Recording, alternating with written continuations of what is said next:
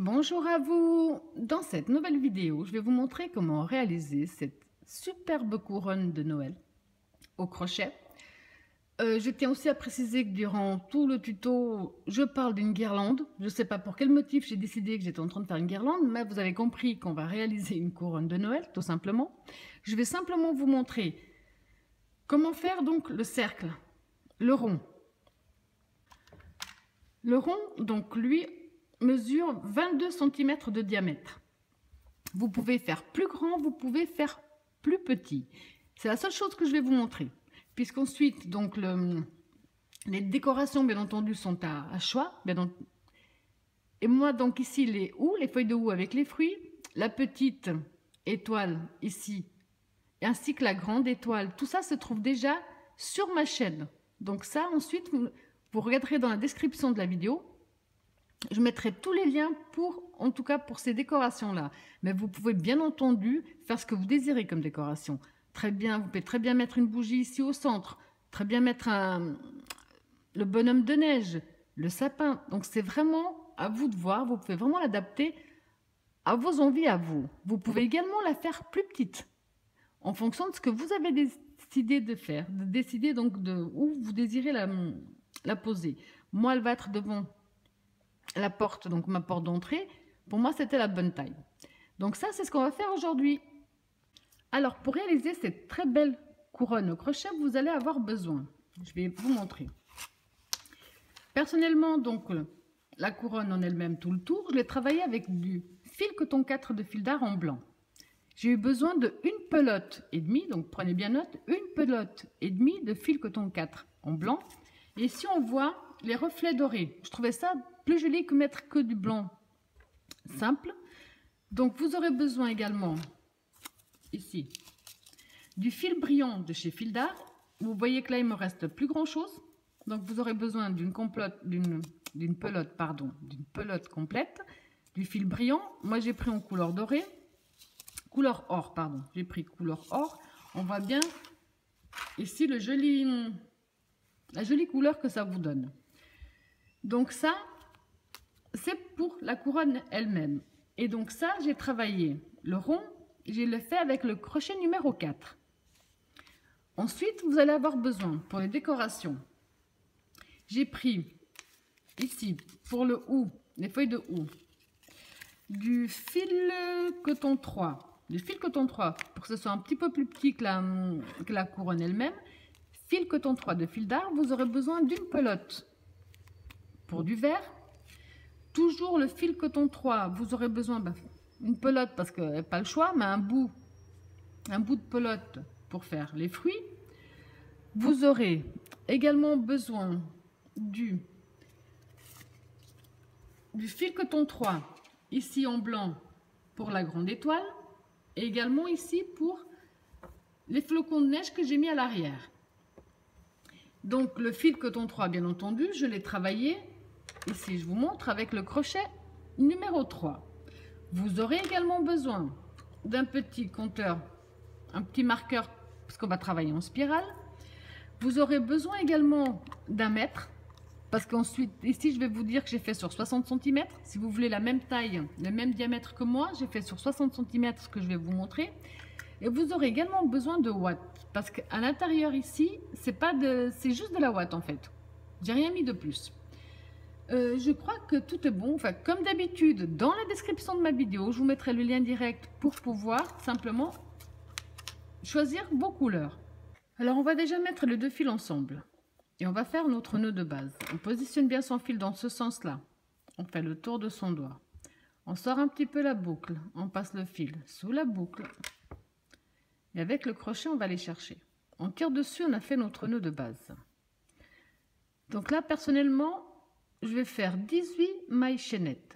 1, 2, 3, 4, 5, 6, 7, 8, 9, 10,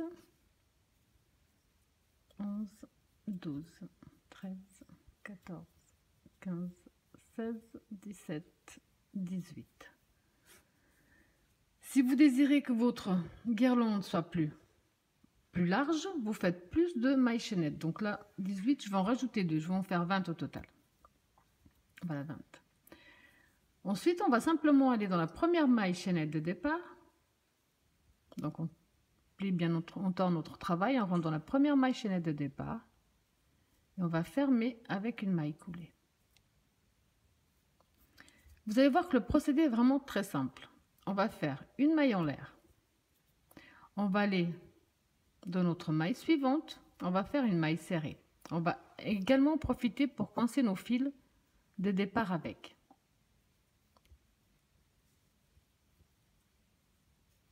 On va dans la maille suivante. On fait une maille serrée. Dans la suivante également, vous allez simplement faire une maille serrée dans chaque maille que vous avez jusqu'à la fin du tour. Donc quand vous avez fait tout le tour de la même façon, ça vous donne ça. Là, vous voyez déjà la grosseur que va être donc la largeur de votre guirlande. Bon, je vais vous montrer une ou deux fois, mais je pense que ça suffira très bien. Pour tous les tours, vous allez démarrer de la même façon. Donc ici, on a notre première maille serrée. Au lieu de prendre les deux mailles serrées, enfin la maille serrée normale avec les deux fils sur le haut, on va simplement prendre que le fil de la maille qui se trouve ici sur le haut. Et là, on fait une maille serrée. Comme maintenant, je vais commencer à travailler en spirale, je vais marquer la première. Donc, on va dans notre maille serrée suivante. Au lieu de prendre les deux fils, on va prendre que celui qui se trouve sur le haut, maille serrée. On va simplement faire une maille serrée dans chaque maille serrée en prenant que le fil sur le haut. Dans tous les cas, à la fin, on aura toujours 20 mailles serrées. Ça ne change absolument pas du tout. Ça va simplement donner un joli relief à notre guirlande. Mais si vous désirez, vous pouvez très bien attraper la maille serrée normalement. Donc faire une maille serrée normale. Ça ne fera juste pas le relief qu'on commence à voir. Donc là, jusqu'à la fin, vous allez simplement faire une maille serrée dans chaque maille serrée en prenant que le fil du haut de la maille.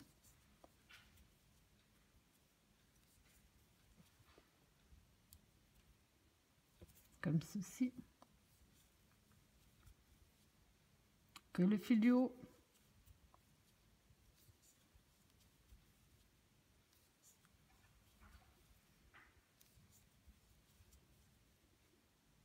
Quand vous êtes arrivé à votre repère, vous avez compris qu'on va simplement faire ce qu'on vient de faire ici. Donc on va dans notre première maille serrée, au lieu de prendre la maille serrée en prenant les deux fils comme d'habitude, on va simplement prendre celui qui se trouve sur le haut.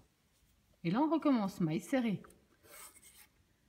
Je marque toujours la première.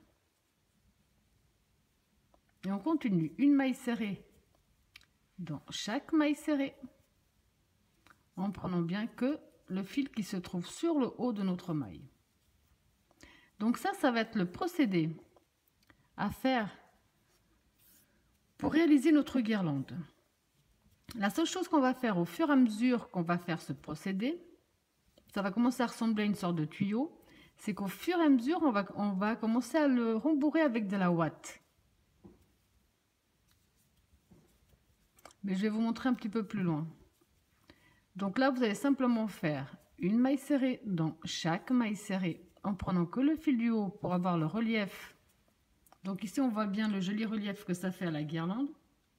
Et je ne sais pas si on voit bien avec le mélange des deux couleurs, comme ça rend vraiment très joli. Donc là, on va simplement continuer jusqu'à ce qu'on arrive au repère.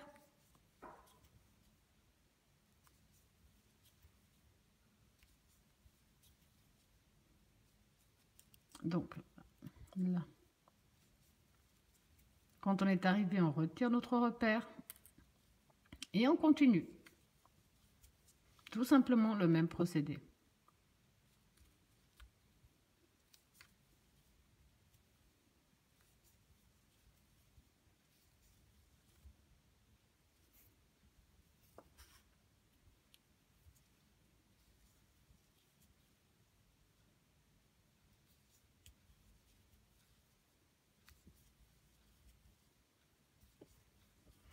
Donc à partir de maintenant, je pense que vous avez compris que ce serait inutile de faire une vidéo trop longue alors que le procédé est vraiment super facile.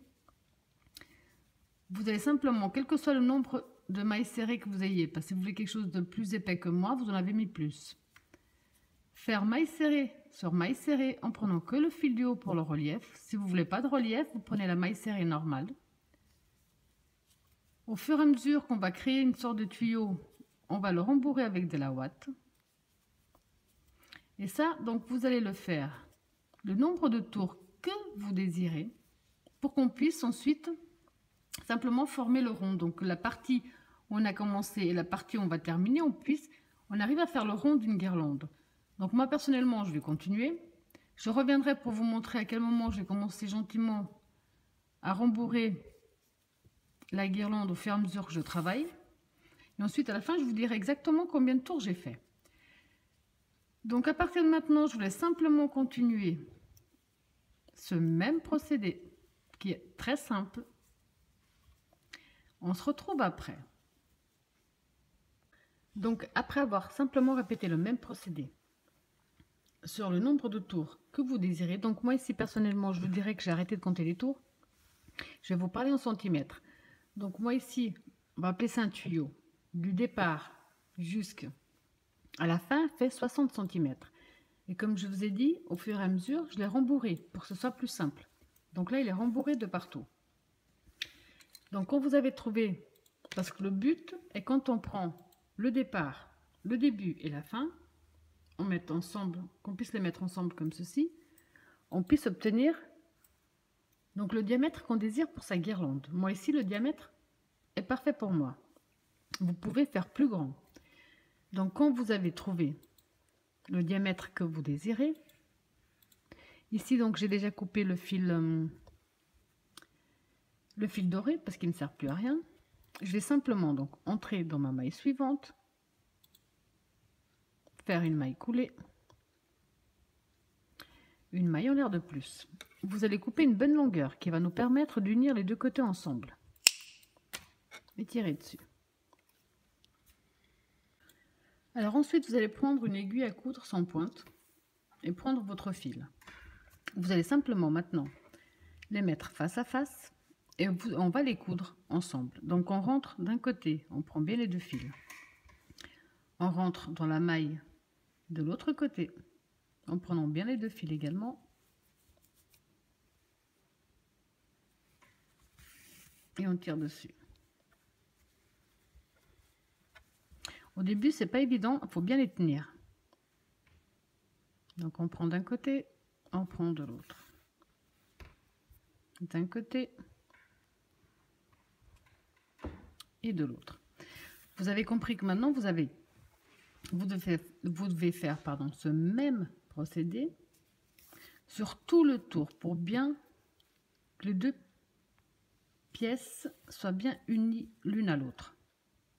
Donc après avoir simplement terminé de coudre et caché vos fils, vous avez déjà donc la guirlande réalisée. Alors ici, comme vous pouvez le voir, ma couronne donc est déjà terminée. Je vous ai pas montré comment faire les décorations parce que toutes les décorations qu'il y a sur ma couronne de Noël, tous les tutoriels, donc tous les tutos sont déjà disponibles sur ma chaîne. Donc ici pour le ou, personnellement c'est ce que j'ai décidé de faire. Donc après chacun, vous pouvez très bien mettre un bonhomme de neige au centre, vous pouvez très bien mettre le sapin de Noël, vous pouvez faire exactement ce que vous voulez. Moi personnellement j'ai opté pour le ou que je trouve vraiment très joli. Donc je n'ai ça. Le tuto du ou avec ses fruits, vous l'avez déjà sur la chaîne. Ici, ce sont les petites étoiles. Elles, je les ai fait avec le doré. Elles ressortent pas vraiment bien, mais bon, c'est fait. Donc, le tuto de la petite étoile est déjà également disponible. La grande étoile, le tuto aussi est déjà disponible. Et puis, juste à l'arrière, j'ai mis comme, on va dire, de la neige qui tombe. C'est exactement, j'ai fait le même procédé ici pour la neige que j'ai fait pour le fruit du ou. J'ai fait le même procédé, sauf que je n'ai pas coupé le fil. Je les ai simplement ensuite cousus ici à l'arrière. Donc moi ici, personnellement, la seule chose qui me reste encore à faire à moi, c'est à faire juste la petite accroche sur le haut. Mais, donc dans la prochaine prise, je vais vous montrer comment faire l'accroche. Et ensuite, je vous montrerai, parce que souvent, je vous dis, dans la description de ma vidéo, vous trouverez le lien pour un tel ou un tel. Beaucoup d'entre vous ne voit pas où se trouve la description de la vidéo, donc n'arrive pas à trouver les liens directs. Donc dans la deuxième prise, je vais vous montrer directement comment faire pour trouver les liens dont je vous parle tout le temps. Donc maintenant, je vais simplement faire la petite accroche sur le haut. Pour ça, donc, je vais essayer de me placer bien droit. On voit ici les coutures qu'on avait faites. Donc je vais simplement venir ici sur un des deux côtés.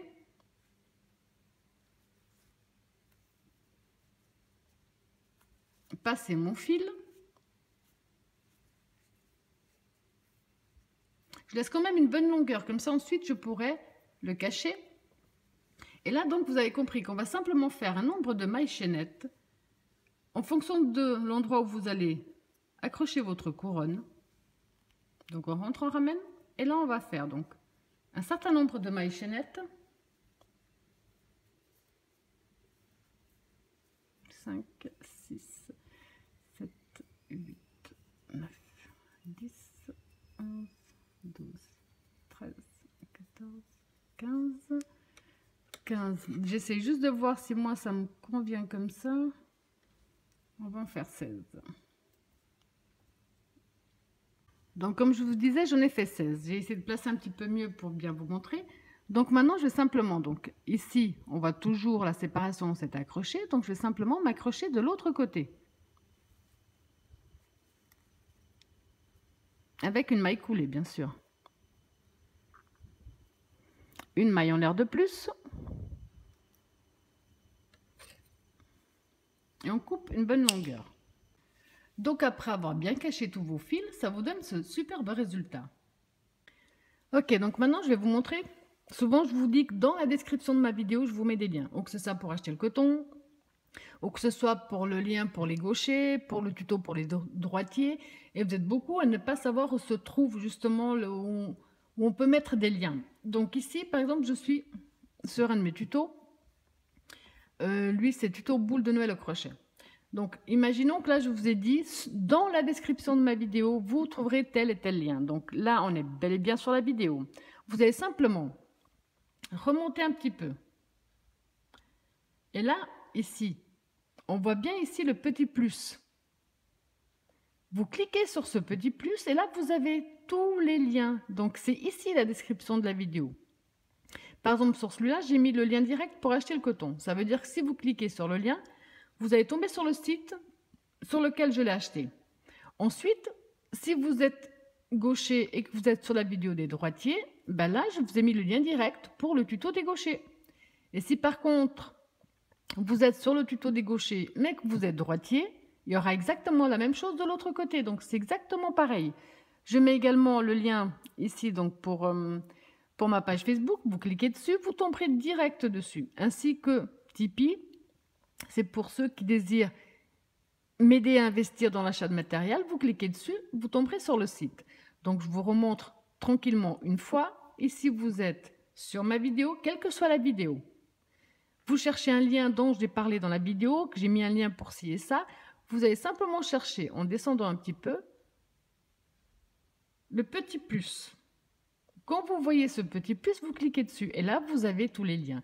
Donc, pour réaliser la couronne et les décorations qui vont avec la petite étoile, la grande étoile, avec les feuilles de houx et ses fruits, ben, tout sera dans la description de ma vidéo. Donc, vous allez simplement chercher le petit plus, vous cliquez dessus et vous aurez les autres tutos nécessaires pour réaliser la couronne. Voilà, donc maintenant que tout a été dit, j'espère que mon tuto vous a plu et je vous dis à bientôt.